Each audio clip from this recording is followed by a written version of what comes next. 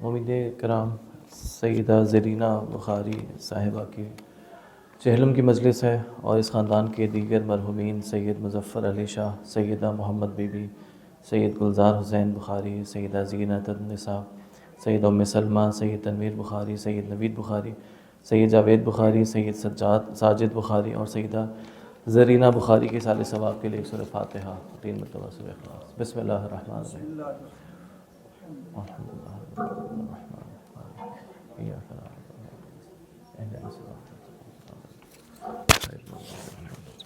بسم اللہ قل هو اللہ احد اللہ الصمد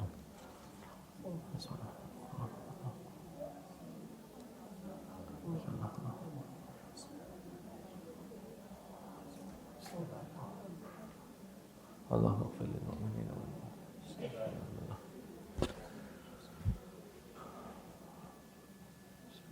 اعوذ باللہ السمیع العلیم من الشیطان اللعین الرجیم۔ بسم اللہ الرحمن الرحیم۔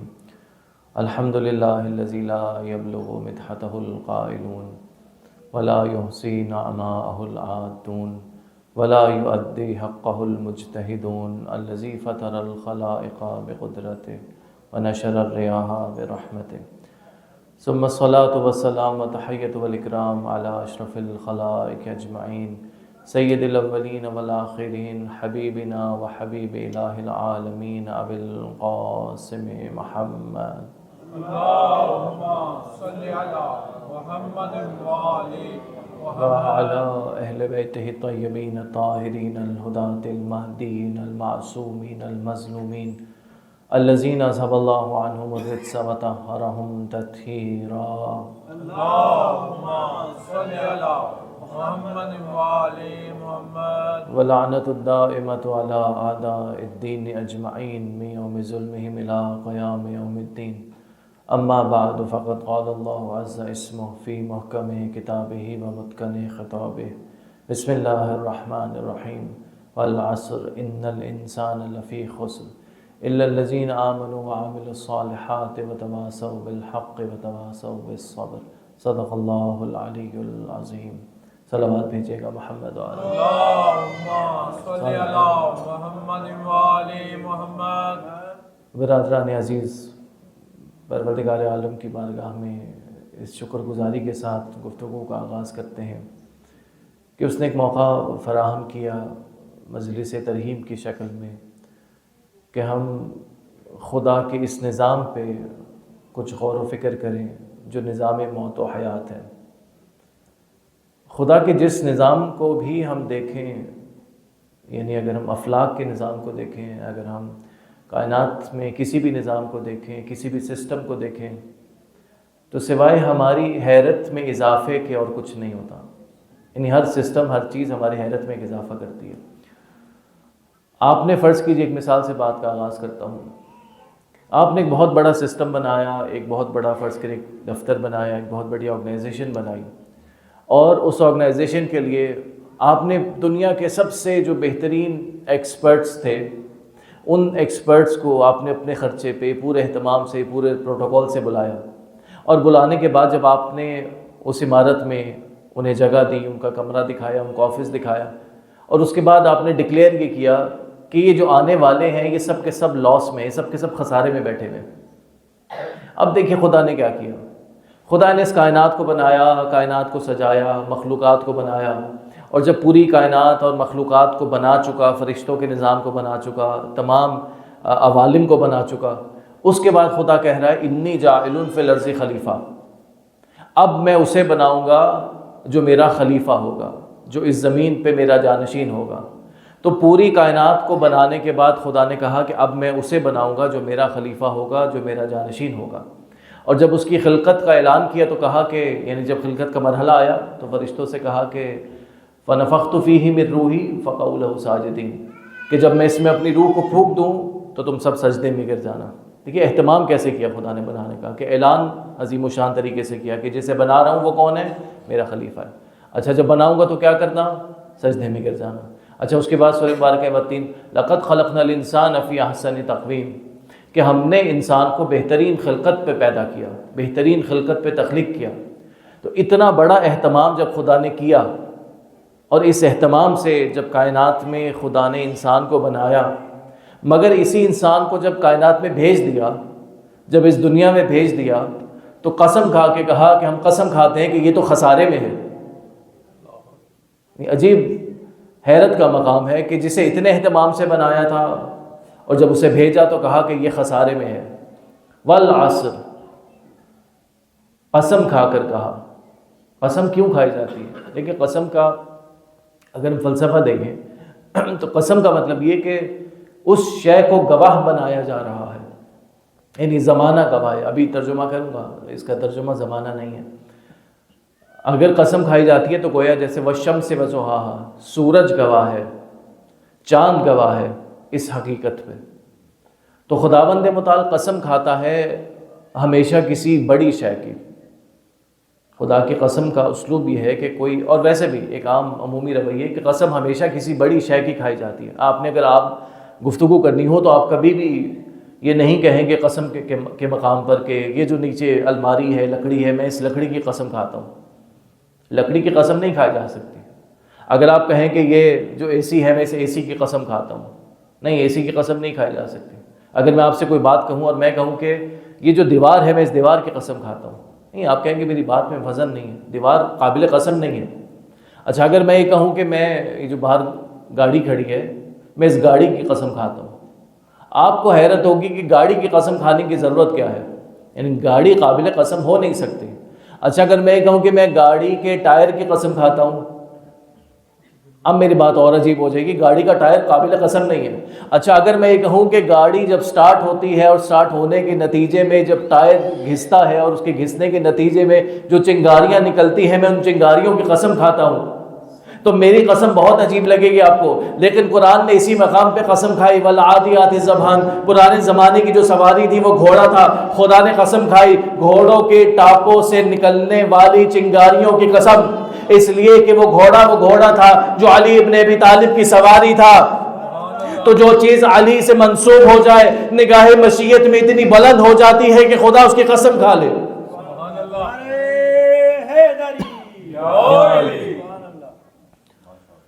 والعصر، اب خدا زمانے کی قسم کھا رہا ہے۔ عصر کون سا زمانہ؟ یعنی زمانے کے لیے، اچھا یہ سب عربی الفاظ ہیں۔ السلام علیکم یا صاحب الزمان عربی لفظ ہے، وقت الی وقت المعلوم عربی لفظ ہے، هل اتى علی الانسان حین من الدہر لم یکن شیئا مذکورا، کہ انسان پہ کوئی ایسا وقت گزرا جب وہ قابل ذکر شے نہ تھا۔ دہر وقت کی قسم ہے، تو یہ سارے وقت ہیں۔ عصر کہتے ہیں اس وقت کو جو وقت کا نچوڑ ہے، تو وقت کے نچوڑ کی قسم انسان خسارے میں ہے۔ اچھا، بعض الفاظ ایسے ہوتے ہیں کہ ہمارے پاس چونکہ ووکیبلری ساری عربی سے آئی ہے تو خسارہ اردو میں بھی مستعمل ہے، اور ایک اور لفظ اردو میں مستعمل ہے جو لاس کے لیے استعمال ہوتا ہے، نقصان۔ نقصان بھی عربی سے آیا، نقصان بھی لاس کو کہتے ہیں، خسارہ بھی لاس کو کہتے ہیں، لیکن یہ دونوں الگ الگ ہیں۔ نقصان عربی کا لفظ ہے، نقص من الاموال کی آیت موجود ہے۔ نقصان کہتے ہیں کہ جس میں آپ کا اصل جو کیپٹل ہے وہ محفوظ رہے، یعنی فرض کیجئے ایک شخص نے کوئی بزنس شروع کیا اور اس نے 10 دن اپنی دکان نہیں کھولی۔ اب وہ جو 10 دن دکان کا نہ کھولنا ہے، یہ دکان کا نہ کھلنا کہا جا سکتا ہے کہ مجھے نقصان ہوا، لیکن خسارہ نہیں ہے۔ خسارہ اس لیے نہیں ہے کہ خسارے میں اصل کیپٹل محفوظ رہتا ہے، نقصان میں اصل کیپٹل محفوظ رہتا ہے۔ خسارے کا مطلب یہ کہ کسی کا اصل کیپٹل ضائع ہو جائے۔ آیت یہ کہہ رہی ہے کہ انسان مکمل خسارے میں ہے، گویا انسان کا اصل کیپٹل جو انسان کا وقت ہے وہ ضائع ہو رہا ہے، انسان مکمل خسارے میں ہے۔ اچھا، خسارے سے بچنے کا طریقہ کیا ہے؟ یعنی کچھ لوگ وہ ہیں جو خسارے سے بچنا جانتے ہیں۔ اچھا، یہاں پر اگر میں درمیان میں ایک بات کروں، خداوند متعال نے گویا پسند کیا ہے کہ انسان کاروباری ٹرمز میں سوچے، انسان بزنس ٹرمز میں سوچے، پروفٹ لاس میں سوچے، انسان چھوٹے لاس کو نہ ایویلویٹ کرے، انسان بڑے لاس کو بچانے کی فکر کرے، انسان لاس کو سوچے کہ مجھے اپنے بڑے لاس کو سیو کرنا ہے۔ اچھا، لاس کو سیو کیسے کرے گا؟ الا الذین آمنوا، یعنی 4 طریقے ہیں لاس کو سیو کرنے کے۔ تو گویا پہلی سٹیج پہ جب انسان آئے گا 25% لاس اس کا ریکور ہو جائے گا، وہ جو خسارہ تھا وہ ریکور ہونا شروع ہوا، یعنی خسارے کی جو ریکوری کا پروسیس تھا وہ کس طرح سے آگے بڑھا؟ الا الذین آمنوا. پہلی چیز کہاں سے شروع کرے گا انسان؟ ایمان سے. اچھا اب سوال یہاں پر یہ ہے کہ ایمان ہم کسے کہتے ہیں؟ دو ٹرمینالوجیز کو سن لیجئے تاکہ ایمان کی حقیقت واضح ہو جائے. ایک ہم کہتے ہیں علم، ایک ہم کہتے ہیں ایمان. یہ دو الگ باتیں ہیں. جو چیزیں ہماری 5 سینسز سے پروسیس ہو کر ہمارے مشاہدے میں آ رہی ہیں، یہ جو ہمارا مشاہدہ بن رہا ہے، یہ مشاہدہ ہمارا علم ہے. یعنی ہم آنکھوں سے دیکھ رہے ہیں چیزوں کا مشاہدہ کر رہے ہیں، یہ مشاہدہ ہمارا علم ہے. ہم کانوں سے چیزوں کو سن رہے ہیں، یہ جو سننا ہے یہ سننا ہمارا علم ہے. ہم ہاتھوں سے چیزوں کو محسوس کر رہے ہیں، یہ محسوس کرنا ہمارا علم ہے. یہ علم ہے، ایمان نہیں ہے. یعنی جو چیزیں 5 سینسز سے ہمارے مشاہدے میں آتی ہیں، یہ مشاہدہ علم کہلاتا ہے. اور خدا نے مشاہدات کو ایمان نہیں کہا، خدا نے مشاہدات کو نشانی کہا ہے، خدا نے مشاہدات کو آیت کہا ہے. سنریہم آیاتنا فی الآفاق وفی انفسہم حتی یتبین لہم انہ الحق، کہ ہم عنقریب اپنی نشانیاں دکھائیں گے آفاق میں اور انفس میں، یعنی نفس انسانی میں، تاکہ یہ جان لے کہ وہ حق ہے. تو خدا نے مشاہدے کو کیا کہا؟ آیت کہا. تو جو چیز ہم 5 سینسز سے دیکھ رہے ہیں وہ کیا ہے؟ وہ ہماری آبزرویشن ہے، ہمارا مشاہدہ ہے. مشاہدے کے پیچھے ایک میسج ہے، جس میسج کا پہنچنا آپ تک ضروری ہے. اگر مشاہدے پہ رک گئے یہ علم ہے، مشاہدے کے پیچھے کے میسج کو سمجھا یہ ایمان ہے. ایک عام مثال دیتا ہوں، صلوات بھیجیے گا محمد و آل محمد.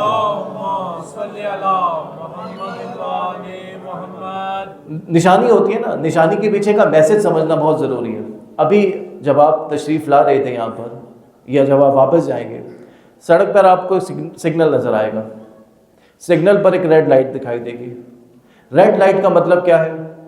اگر آپ وہاں پر ریڈ لائٹ پہ رکیں اور ریڈ لائٹ پر رکنے کے بعد اس کی قصیدہ خوانی شروع کر دیں کہ بہت خوبصورت لائٹ ہے، بہت حسین منظر ہے، لیکن اس میسج کو نہ سمجھیں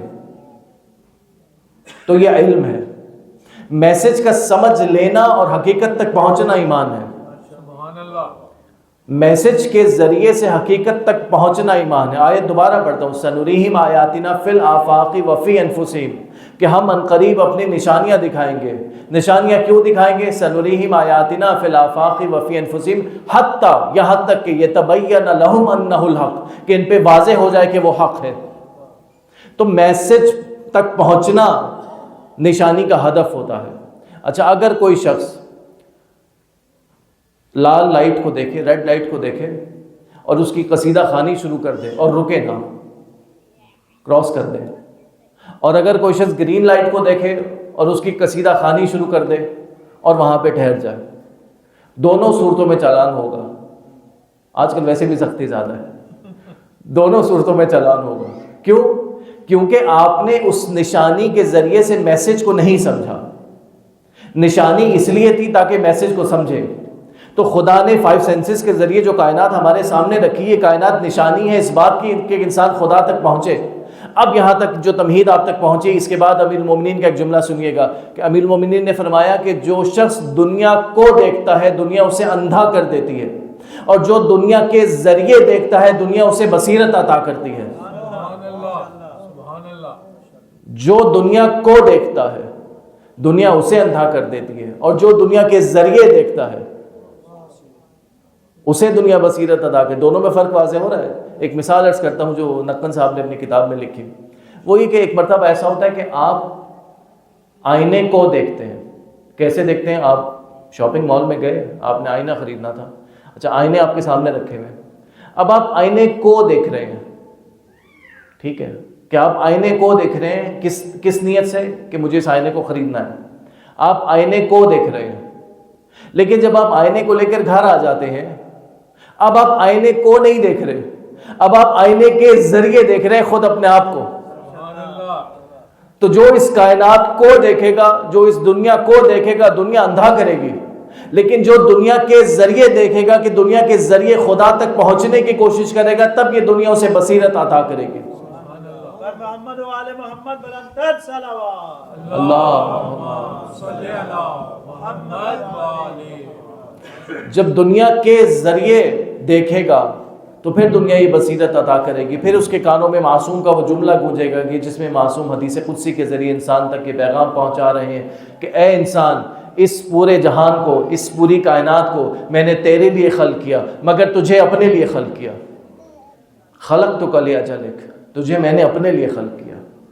اب انسان کو اس کائنات اور اپنا ایک جو ریلیشن شپ ہے وہ واضح ہو جاتا ہے کہ کائنات کے ساتھ میرا تعلق کیا ہے. اچھا، جب یہ تعلق واضح ہو جاتا ہے کہ کائنات کو اللہ نے انسان کے لیے خلق کیا، انسان کو اپنے لیے خلق کیا. اب یہاں پر ایک اور مقام حیرت ہے. ایک مقام حیرت سے بات شروع کی تھی، ایک پہ بات تمام کروں گا. دوسرا مقام حیرت یہ ہے کہ اگر اللہ نے انسان کو اپنے لیے خلق کیا تو درمیان میں موت کا قدم کیوں آ جاتا ہے؟ جس چیز کو اللہ نے اپنے لیے خلق کیا پھر اسے فنا کیوں کر دیتا ہے، پھر اسے ختم کیوں کر دیتا ہے؟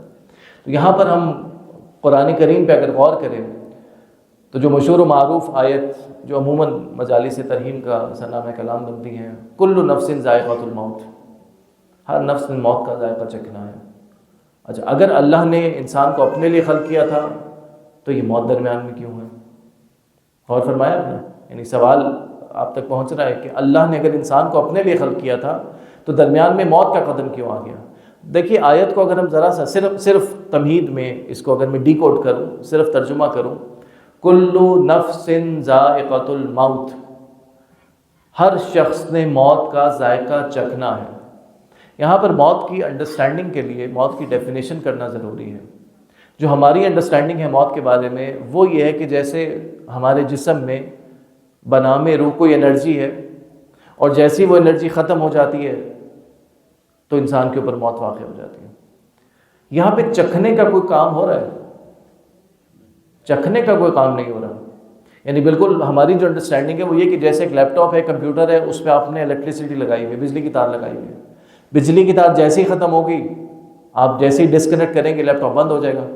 کیا انسان کا جسم ایسا ہی ہے کہ انسان کو اللہ تعالیٰ نے ایک انرجی دی اور جیسی انرجی کو پیچھے سے ڈسکنیکٹ کیا، انرجی کا کنیکشن ختم ہوا، انسان کے اوپر موت واقع ہو گئی؟ اس پوری کہانی میں، اس پورے ماڈل میں چکھنے کا پروسیس کہاں پر ہے؟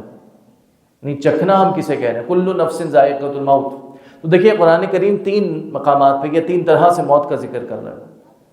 ایک یہ آیت ہے کل نفس ذائقۃ الموت. ایک وہ آیت ہے جس میں کہا کہ قل یتوفی ملک الموت، کہ ملک الموت تمہارے نفس کو پورا لے لیتا ہے، پورا اٹھا لیتا ہے، وفات جس سے ہے، اور آگے منتقل کر دیتا ہے. اور ایک تیسری آیت ہے یعنی جس کا مفہوم اس طریقے سے ہے کہ اس نے تمہیں خلق کیا، خلقکم من طین ثم قضا اجلا، کہ اس نے تمہیں خلق کیا مٹی سے، ثم قضا اجلا، اور پھر مٹی کی ایک معین مدت کو مقرر کیا. اچھا، اب تینوں باتوں کو میں ملا کے عرض کرتا ہوں. مٹی کو اللہ نے انسان کی خلقت کے لیے استعمال کیا، اور مٹی کی خلقت کے بعد اللہ نے کہا کہ مٹی کی ایک معین مدت مقرر ہے. یعنی گویا ایک فیکٹری میں، کمپنی میں ایک را میٹیریل استعمال ہوا اور جب وہ چیز ایکسپائر ہو گئی تو وہ را میٹیریل ریسائیکل ہو گیا. تو انسان کو اللہ تعالیٰ نے خلق کیا مٹی سے، اور جب انسان آگے منتقل ہو جاتا ہے تو وہ مٹی واپس یہاں جاتی ہے اور مٹی کو خداوند متعال دوبارہ ریسائیکل کر کے نیا انسان بنا دیتا ہے. یعنی اسی لیے روایتوں میں ہے نا کہ ایک قبر سے 70 مردے نکلیں گے کہ وہی مٹی ریسائیکل ہو کے دوبارہ انسان بناتی ہے. اچھا، یہ جو نفس آگے منتقل ہو رہا ہے یہ کیا ہے؟ موت کا گھونٹ کس نے پینا ہے؟ کل نفس ذائقۃ الموت. موت کا گھونٹ کس نے پینا ہے؟ نفس نے. تو یہ جو موت کا گھونٹ پینا ہے یہ کیا ہے؟ دیکھیں جس بات سے ہم نے بات کو ڈائیویٹ کیا کہ انسان کو اللہ کہہ رہا ہے ہم نے اپنے لیے خلق کیا، تو اگر انسان ایک حقیقت کو درک کر لے، یہی حقیقت کہ انسان کو اللہ نے اپنے لیے خلق کیا، جس حقیقت کو قرآن کی آیت کہہ رہی ہے انا للہ و انا الیہ راجعون. آیت کا جو مشہور ترجمہ ہے وہ یہ کہ ہم اللہ کی طرف سے آئے ہیں اور اللہ کی طرف لوٹ کر جانے والے. نہیں، ترجمہ یہ درست نہیں ہے. ترجمہ یہ ہے کہ ہم اللہ کے لیے ہیں، ہم اللہ کے لیے ہیں اور اللہ کی طرف لوٹ کے جانے والے ہیں. جیسے ہی انسان اس حقیقت کو درک کرتا ہے کہ ہم اللہ کے لیے ہیں، اور اللہ کی طرف لوٹ کے جانے والے ہیں۔ یہی حقیقت کا درک کرنا انسان کے لیے جام موت ہے۔ بات مشکل ہو رہی ہے، ایک صلوات بھیجیے گا۔ اللہم صلی علی محمد وآل محمد۔ دیکھیں جیسے جسم میں اگر کوئی بیماری پیدا ہو تو اس بیماری کے علاج کے لیے کوئی دوا پلائی جاتی ہے۔ دوا کا کام کیا ہے کہ جسم سے بیماری کے جو جراثیم ہیں، جو منفی اثرات ہیں، انہیں پاک کرے۔ اللہ یہ کہہ رہا ہے کہ انسان کو اللہ نے اپنے لیے خلق کیا، اللہ نے انسان کو ہمیشہ باقی رہنے کے لیے خلق کیا۔ تو جب اللہ نے انسان کو ہمیشہ باقی رہنے کے لیے خلق کیا تو انسان جب اس دنیا میں زندگی بسر کرتا ہے، انسان کا نفس جب اس دنیا میں زندگی بسر کرتا ہے تو نفس اس بدن کے ساتھ رہتا ہے، اور جب نفس اس بدن کے ساتھ رہتا ہے تو بدن کے ساتھ رہنے کے نتیجے میں نفس کو لگتا ہے شاید میں بھی یہ بدن ہوں، نفس کو لگتا ہے کہ میں بھی فانی ہوں۔ تو نفس کو بدن کے فانی اثرات سے پاک کرنے کے لیے کسی دوا کی، کسی ٹونک کی ضرورت ہوتی ہے۔ اس ٹونک کو موت کہتے ہیں کہ انسان کو موت کا جام پلایا جاتا ہے تاکہ نفس فانی اثرات سے پاک ہو جائے۔ اب اگر یہ تمہید پہنچی تو حدیث سنیے گا کہ پیغمبر فرماتے ہیں کہ جو شخص کسی ایسے کو دیکھنا چاہتا ہو جو موت کے مرحلے سے گزر چکا ہو مگر چلتا پھرتا ہو تو وہ علی ابن ابی طالب کو دیکھے، اس لیے کہ یہ وہ نفس ہے جو فنا کے اثرات سے پاک ہو چکا ہے۔ صلوات بھیجیے گا محمد و اللہم صلی علی محمد وآل محمد۔ تو موت کا قدم درمیان میں کیوں آیا؟ تاکہ نفس کو فنا کے اثرات سے پاک کرے۔ اب آئیے اگلے مرحلے پر کہ انسان اگر اس چیز پہ ایمان لے آئے، کس چیز پہ ایمان لے آئے؟ اللہ پر اور اس حقیقت پر کہ انا للہ و انا الیہ راجعون، ہم اللہ کے لیے ہیں اور اللہ کی طرف لوٹ کر جانے والے ہیں۔ اگر انسان اس حقیقت پہ ایمان لے آئے، اب اگلا مرحلہ آیت کا شروع ہوتا ہے، الا الذین آمنوا وعملوا الصالحات۔ عمل صالح، دیکھیں عمل صالح کے بغیر کوئی نجات ممکن نہیں ہے۔ اگر کسی انسان نے ایمان کی منزل کو طے کیا لیکن عمل صالح سے دور رہا تو عمل صالح سے دور رہنے کا نتیجہ جو قرآن بتا رہا ہے، یعنی قرآن یہ بتا رہا ہے کہ اگر کسی انسان کو نجات چاہیے، کسی انسان کو معصوم سے تعلق چاہیے تو معصوم سے تعلق کے لیے صرف ایمان کافی نہیں ہے۔ معصوم سے تعلق کے لیے جو چیز ضروری ہے وہ عمل صالح ہے، اس لیے کہ حضرت نوح کے بیٹے کے لیے قرآن کی آیت نے کہا انہ لیس من اہلک، یہ تمہارے اہل میں سے نہیں ہے۔ کیوں؟ اس لیے کہ انہ عمل غیر صالح، اس لیے کہ اس کا عمل غیر صالح ہے۔ اگر عمل غیر صالح ہو تو قرآن سگے رشتے کو بھی منقطع کر دیتا ہے، لیکن اگر عمل صالح ہو تو اب آپ کو زیارت کا ایک جملہ سمجھ میں آئے گا کہ کیوں شہزادی نے حضرت عباس کو اپنا بیٹا کہا، اس لیے کہ زیارت میں جملہ آتا ہے السلام علیکہ یا عبد الصالح۔ شہزادی کی زیارت میں جملہ السلام علیکہ یا عبد الصالح۔ کیوں؟ عمل صالح ہے تو بے شک ایک مشت گزر گئی مگر پھر بھی شہزادی اپنا بیٹا قرار دے رہی ہے۔ جو اگر عمل صالح کی سیرت بیدار کرنی ہے، عمل صالح کی سیرت پیدا کرنی ہے تو سیرت ام البنین پہ عمل ضروری ہے۔ یعنی ماؤں نے اگر بیٹوں کو عبد صالح بنانا ہے تو آئیڈیل سوائے ام البنین کے کوئی اور ذات نہیں ہو سکتی۔ صلوات بھیجیے گا محمد و آل محمد۔ اللہم صلی علی محمد وآل محمد۔ اب آئیے دوسرے مرحلے پر کہ عمل صالح کیا ہے۔ جیسے ہم نے حقیقت کا بیان کیا کہ جب انسان اس حقیقت لا و انا الیہ راجعون کہ میں اللہ کے لیے ہوں اور اللہ کی طرف لوٹ کے جانے والا ہوں تو عمل صالح خود بخود سمجھ میں آ جائے گا۔ عمل صالح، اچھا ایک عمومی ترجمہ، بہت ساری مشکل ہمارے پاس یہ آتی ہے کہ اردو کی وکیبلری خود چونکہ عربک سے آئی ہے تو ہم الفاظ کی محدودیت کی وجہ سے اکثر الفاظ کا سیم ترجمہ کر دیتے ہیں۔ عربی کا ایک لفظ بر ہے، ہم بر کا ترجمہ بھی نیک عمل کرتے ہیں۔ عربی کا ایک لفظ حسنہ ہے، ہم حسنہ کا ترجمہ بھی نیک عمل کرتے ہیں۔ ایک لفظ عمل صالح ہے، ہم عمل صالح کا ترجمہ بھی نیک عمل کرتے ہیں۔ عمل صالح کا ترجمہ نیک عمل نہیں ہے، عمل صالح، اچھا یہ لفظ آپ کے لیے نیا نہیں ہے۔ صالح وہی لفظ ہے جس سے صلاحیت ہے، یعنی عمل صالح وہ عمل جس میں صلاحیت ہے۔ کس چیز کی صلاحیت؟ وہ عمل جس میں یہ صلاحیت ہے کہ انسان کو خدا تک پہنچا سکے. ہر وہ عمل عمل صالح ہے کہ جو انسان کو خدا سے قریب کرے. اب جب یہ طے ہو گیا کہ ہر عمل جب عمل صالح ہے وہ عمل جو خدا سے قریب کرے، تو انسان اپنے ہر عمل کو عمل صالح بنا سکتا ہے. کیسے؟ صرف نیت کی اصلاح سے. صرف نیت کی اصلاح سے. یعنی عمل صالح کے لیے کوئی بہت لمبا چوڑا انسان کو کام کرنے کی ضرورت نہیں ہے کہ انسان جو ہے وہ مثال کے طور پہ فجر سے 2 گھنٹے پہلے اٹھے، خدا تک پہنچنے کا سفر کرنا ہے، سیر و سلوک کے لیے کرنا ہے تو نماز شب میں دعائے ابو حمزہ سمانی پڑھے. نہیں، اس سب کی ضرورت نہیں. اگرچہ یہ سب چیزیں اپنے مقام پر ہیں. شروع کہاں سے کرے؟ ایک کتاب کا حوالہ ذہن میں آ رہا ہے. مصباح الشریعہ ایک کتاب ہے جو منسوب ہے امام جعفر صادق علیہ السلام سے.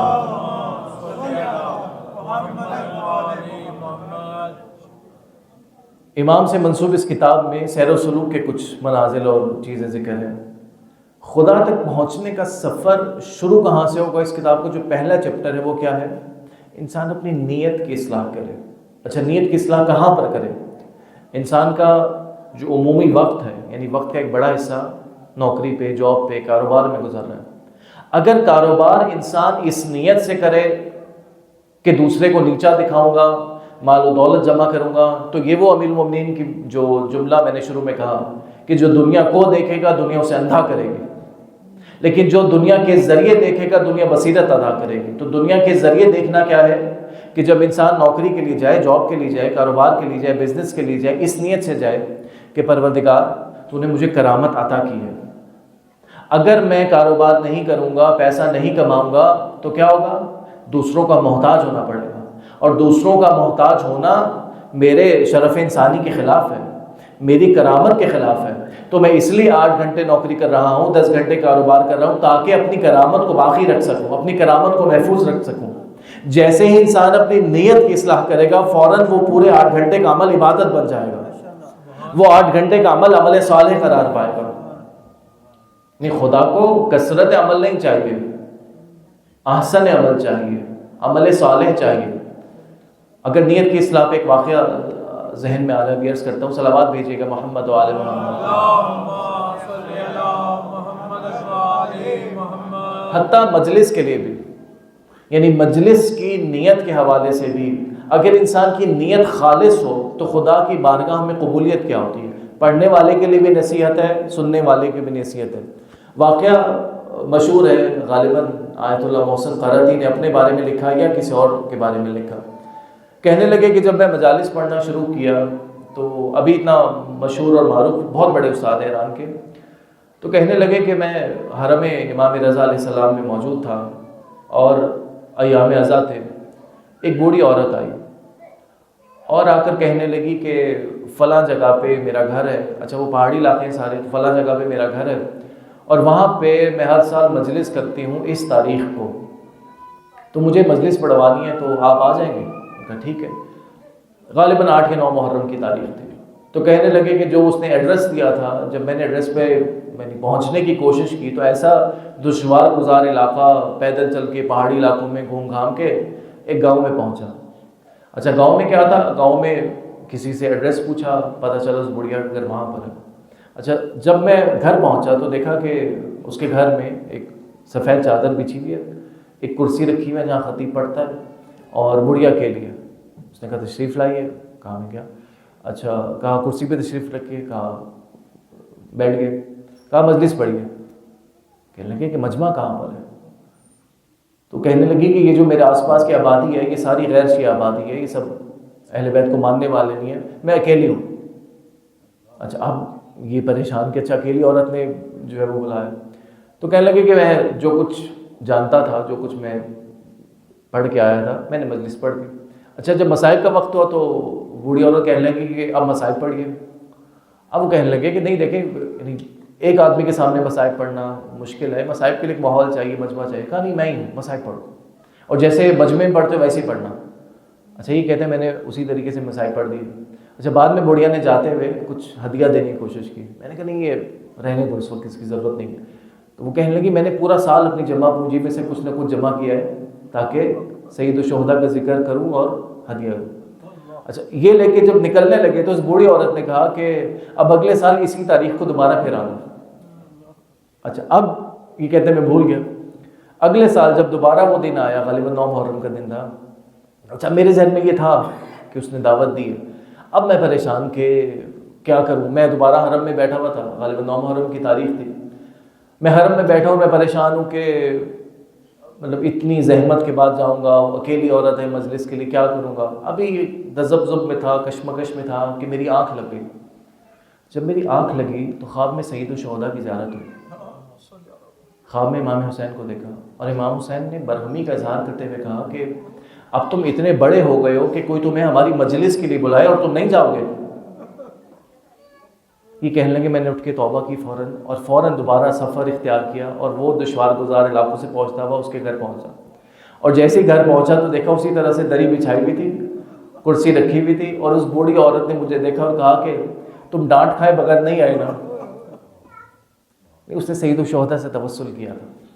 یہ نیت کا اثر ہے، یہ نیت ہے انسان کی کہ کس طریقے سے انسان اگر نیت خالص کرے تو خالص نیت اہل بیت کے قریب کر دیتی ہے. الا الذین آمنوا وعملوا الصالحات.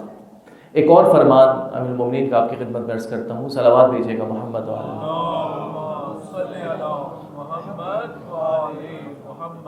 مولا نے فرمایا کہ من اصلح سریرتہ، اسی واقعے کے تناظر میں اس کو سنیے گا فرمان کو. من اصلح سریرتہ اصلح اللہ علانیتہ، کہ جو شخص اپنے باطن کی اصلاح کر لے گا خدا اس کے ظاہر کو اچھا کر دے گا. یعنی ہماری جو ساری ایفرٹس ہو رہی ہوتی ہیں، ہماری جو ساری آپ کہہ لیں کہ پریشانیاں ہیں، سارا ہم و غم ہے، ساری پرابلمز ہیں، وہ کس طرف ہیں؟ ہم اپنے ظاہر کو اچھا کریں، ہم اپنے آؤٹ سائڈ کو اچھا کریں، ہم اپنے ظاہری حالات کو بہتر کریں. مولا نے جو فارمولہ دیا ظاہری حالات کو اچھا کرنے کا، وہ فارمولہ کیا ہے؟ باطن کی اصلاح. جو شخص اپنے باطن کی اصلاح کر لے گا وہ کیا ہوگا؟ خدا اس کے ظاہر کو اچھا کر دے گا. تو اصال ثواب کی مجلس ہے. اصال ثواب کا ایک طریقہ یہ ہوتا ہے کہ ہم یہاں بیٹھے ذکر کریں اور مرحومین تک اصال پہنچ جائے. ایک طریقہ یہ ہوتا ہے کہ ہم یہاں کچھ ایسا کریں کہ وہ ثواب ان تک منتقل ہونا باقی رہے. تو کچھ ایسا یہ کریں کہ اپنی نیتوں کی اصلاح کریں. نیتوں کی اصلاح کیسے؟ کہ جو عمل انجام دیں، حتیٰ یہ کہ پانی پینے کا عمل. پانی پینا کتنا معمولی کام ہے، یعنی کوئی ایسا کام نہیں جو ہمیں سوچ سمجھ کے کرنا ہو، لیکن پانی پینا بھی اس نیت سے کریں کہ خدا نے جسم دیا جس کی حفاظت واجب ہے، اس جسم کی حفاظت واجب ہے، تو پانی اس لیے پی رہا ہوں قربتاً الی اللہ کہ خدا کی دی ہوئی امانت کی حفاظت کروں. تو جو اپنے باطن کی اصلاح کرے گا خدا اس کے ظاہر کی اصلاح کر دے گا. اور جو اپنے اور اللہ کے تعلق کی اصلاح کر دیکھیں، ایک اور بڑی پریشانی معاشرے کی، ایک اور بڑی مشکل آپس کے تعلقات ہیں. گھر کے تعلقاتوں کی خرابی ہے، باہر کے تعلقاتوں کی خرابی ہے. تو جو تعلقات کی اصلاح کا ذریعہ مولا کائنات بیان فرما رہے ہیں وہ کیا ہے؟ کہ جو اپنے اور اللہ کے درمیان تعلق کی اصلاح کر لیتا ہے خدا اس کے اور اس کے بندوں کے درمیان تعلق کو ٹھیک کر دیتا ہے. یعنی جو اپنے اور اللہ کے تعلق کی اصلاح کرے گا خدا اس کے اور بندوں کے تعلق کو ٹھیک کر دے گا. تو عمل صالح کیا ہوا؟ ہر وہ عمل جو خدا تک پہنچانے والا ہے، ہر وہ عمل جو خدا کے قریب کرنے والا ہے. یہ عمل کیسے خدا کے قریب کرے گا؟ نیت کی اصلاح سے، کہ ہر عمل قربتاً الی اللہ. ایک صلوات بھیجیے گا محمد و آل محمد. وقت مختصر ہے، اگلا جو حصہ ہے اس کو مختصر بیان کروں گا، اس لیے کہ پیغمبر نے اسے بیان کرنے کے لیے ایک ایسا خلاصہ دیا ہے. الا الذین آمنوا، آمنوا کی وضاحت میں نے کر دی. عملوا الصالحات، عمل صالح واضح ہو گیا. وتواصوا بالحق، تیسرا کام، یعنی جو ہم بات کر رہے تھے لاس کو ریکور کرنے کی، تو 25% لاس کور ہو گیا ایمان سے. اگلا 25% کور ہو گیا عمل صالح سے. اگلا 25% کور کیسے ہوگا؟ وتواصوا بالحق سے.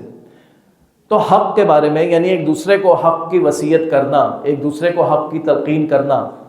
تو حق کے بارے میں قرآن کہہ رہا ہے، جو آیت میں نے پڑھی، حتیٰ یتبین لہم انہ الحق، کہ اللہ کی ذات ہے جو حق ہے.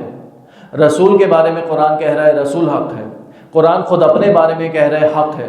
تو یہ سارے حق کہ انسان اللہ کے حق کو تلاش کرے، اللہ کے بارے میں فکر کرے، یا انسان رسول کے حق کو تلاش کرے، رسول کے بارے میں فکر کرے، یا انسان کتاب اور قرآن کے حق کو تلاش کرے، تو اللہ کے رسول نے اس مشکل کو اپنی امت کے لیے بہت آسان کر دیا کہ حق کو الگ الگ ڈھونڈنے کی ضرورت نہیں ہے۔ فرمایا حق معن علی، علی مع الحق، حق علی کے ساتھ ہے، علی حق کے ساتھ ہے۔ اللہم ادر الحق حیثما دار علی، پروردگار حق کو ادھر موڑ دینا جدھر علی مڑ جائے۔ اب حق کو ڈھونڈنے کے لیے کسی اور جگہ جانے کی ضرورت نہیں ہے، علی سے وابستہ ہو جاؤ، حق خود بخود ساتھ رہے گا۔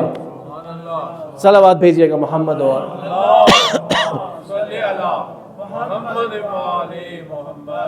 حق خود بخود ساتھ رہے گا۔ یہ منزل حق ہے، اور جو آخری منزل منزل صبر ہے۔ وتواصوا بالصبر، اگر حق پہ عمل کیا اور ایک دوسرے کو حق کی وصیت کی، ایک دوسرے کو حق کی تلقین کی، اب یہ آسان نہیں ہے۔ کیوں آسان نہیں ہے؟ اس لیے کہ ایسے حالات پیش آئیں گے جس پہ صبر کرنا پڑے گا، ایسے حالات پیش آئیں گے جس پہ استقامت دکھانی پڑے گی۔ یہ جو صبر ہے، یہ صبر کرنا ہمارے لیے مشکل تھا اگر ہمارے ذہن میں صبر کی مثالیں نہ ہوتی۔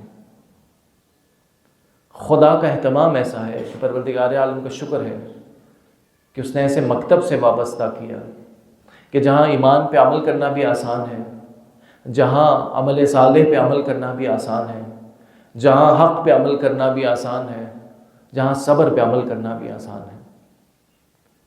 جب کوئی ہمارا دنیا سے جاتا ہے، صبر کرنا پڑتا ہے، صبر کرنا مشکل ہے، لیکن قرآن جو صبر کی سب سے بڑی مثال دے رہا ہے، یعنی اب صبر کی ڈیفینیشن پہ پوری بحث ہے کہ کیا چیز صبر ہے کیا نہیں ہے، لیکن ایک چیز جسے قرآن نے صبر جمیل کہا، وہ حضرت یعقوب کے صبر کو کہا، اور وہ صبر گریے کا صبر ہے۔ تو جب کوئی دنیا سے جاتا ہے تو ہمارے پاس جو صبر کرنے کا سب سے بڑا وسیلہ، سب سے بڑا مرحلہ، سب سے بڑا سرمایہ ہے، وہ گریہ ہے، اہل بیت میں گریہ۔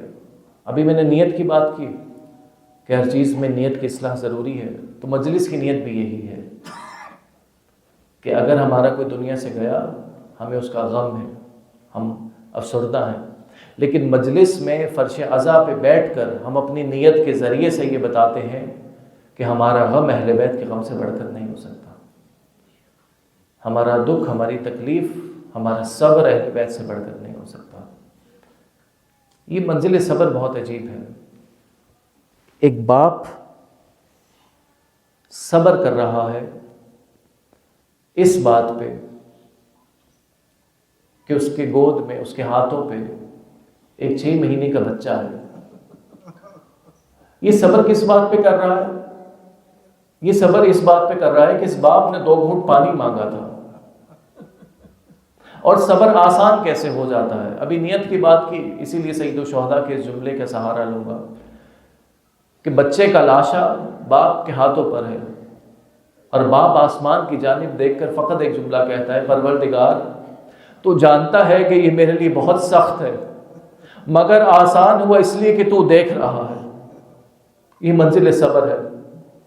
ایک منزل صبر اس امام کی ہے، اس بیٹے کی ہے کہ جس کے بارے میں کوفہ کے بازار میں حمید ابن مسلم نے روایت کیا کہ میں نے ایک شخص کو دیکھا جو ہاتھوں میں بیڑیاں تھیں، پیروں میں زنجیریں تھیں، گلے میں خاردار توق تھا، اور اس کی زنجیروں سے خون رس رہا تھا، اور زبان پہ یہ جملہ تھا کہ پروردگار تیرا شکر ہے کہ تو نے ہمیں آزمائش کے قابل سمجھا۔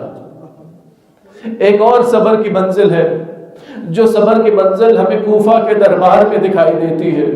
ایک بہن ہے جو 18 بھائیوں کے لاشوں سے گزرنے کے بعد کہتی ہے، پروردگار ہم نے حسن و خوبصورتی کے سوا کچھ نہیں دیکھا، مگر مرحلہ جو عجیب نظر آتا ہے وہ یہ کہ یہ سب وہ ہستیاں ہیں جو معصوم ہستیاں ہیں، یہ سب وہ ہستیاں ہیں جو آغوش رسالت میں پرورش پانے والی ہستیاں ہیں، یہ وہ ہستیاں ہیں جو آغوش امامت میں پرورش پانے والی ہستیاں ہیں، مگر ایک بی بی وہ ہے کہ جو مدینے میں ہے، جو کسی امام کی بیٹی نہیں ہے، مگر وہ ماں ایسی ماں ہے کہ جب بشیر ابن جزلم نے اعلان کیا کہ حسین ابن علی کربلا میں مارے گئے تو ام البنین نے اپنے پوتے کو پوتے کا ہاتھ میں لیا، مسجد نبوی میں آئی اور آ کر کہنے لگی اے بشیر کس حسین کی بات کر رہا ہے؟ کہا بی بی حسین ابن علی مارے گئے۔ کہا کس حسین کی بات کر رہا ہے؟ کہا بی بی نواز رسول مارے گئے۔ کہا کہ میں یقین نہیں کر سکتی کہ عباس کے ہوتے ہوئے حسین قتل کر دیے جائیں۔ اجرکم علی اللہ۔ کہا میں یقین نہیں کر سکتی کہ عباس کے ہوتے ہوئے حسین قتل کر دیے جائیں۔ بشیر نے کہا بی بی عباس کے ہوتے ہوئے حسین قتل نہیں ہوئے، پہلے عباس شہید ہوئے، بعد میں حسین قتل ہوئے۔ کہا میں یہ بھی یقین نہیں کر سکتی۔ کہا تو نے عباس کو دیکھا تھا؟ کہا نہیں میں نے عباس کو نہیں دیکھا۔ کہا اسی لیے تو نے مان لیا کہ عباس قتل ہوئے؟ میں نہیں مان سکتی کہ عباس عربوں سے جنگ نہ لڑ سکا۔ کہا بی بی عباس نے بے پناہ جنگ کی، مگر ایک مرحلہ وہ آیا جب عباس کے شانے قلم ہوئے، اس کے بعد عباس سے گھوڑے پہ رہا نہ گیا، جب زمین پہ اجرکم علی اللہ۔ آخری جملہ اب یہاں پہ ام البنین کا مرثیہ مشہور ہے، کہتی ہے کہ جب مجھے کوئی کہتا ہے کہ عباس کے بازو جب مجھے کوئی کہتا ہے کہ حسین قتل ہوئے، جب مجھے کوئی کہتا ہے کہ زینب کے سر سے ردا چنی، جب مجھے کوئی کہتا ہے کہ سکینہ کو تماچے لگے تو مجھے یقین نہیں آتا، لیکن جب مجھے یہ کہا جاتا ہے کہ سب سے پہلے عباس کے بازو قلم ہو چکے تھے، عباس کے سر پہ گرز لگ چکا تھا، تو میں یقین کر لیتی۔ الا ولعنۃ اللہ علی القوم الظالمین وسيعلم الذین ظلموا ای منقلب ینقلبون۔ پروردگار اس قلیل سے عبادت کو اپنی بارگاہ میں قبول فرما۔ پروردگار اس کے ثواب کو ہدیہ کرتے ہیں اس مجلس کے مرحومین کے لیے اور جتنے بھی حاضرین ہیں ان سب کے مرحومین کے لیے قبول و منظور فرما۔ پروردگار مرحومہ کو اعلیٰ علین میں جگہ عطا فرما۔ پروردگار مرحومہ کو جناب سیدہ اور سیدہ ام المؤمنین کی شفاعت سے بہرامد فرما۔ پروردگار حاضرین کے جتنے لوگ دنیا سے چلے گئے سب کو جوار معصومین میں جگہ عطا فرما۔ پروردگار حاضرین اور ان کے اہل خانہ میں جتنے بیمار ہیں پریشان حال ہیں سب کی بیماریوں کو دور فرما، سب کی پریشانیوں کو دور فرما، جتنے مقروض ہیں سب کے قرضوں کو اپنے غیب سے ادا فرما۔ پروردگار اپنی آخری حجت حضرت امام زمان کو اذن ظہور عطا فرما اور ہمیں ان کے ایوان و انصار میں شمار فرما۔ مرحومہ کے لیے اور اپنے اپنے مرحوم کے لیے ایک سورہ فاتحہ۔ بسم اللہ الرحمن الرحیم۔ الحمدللہ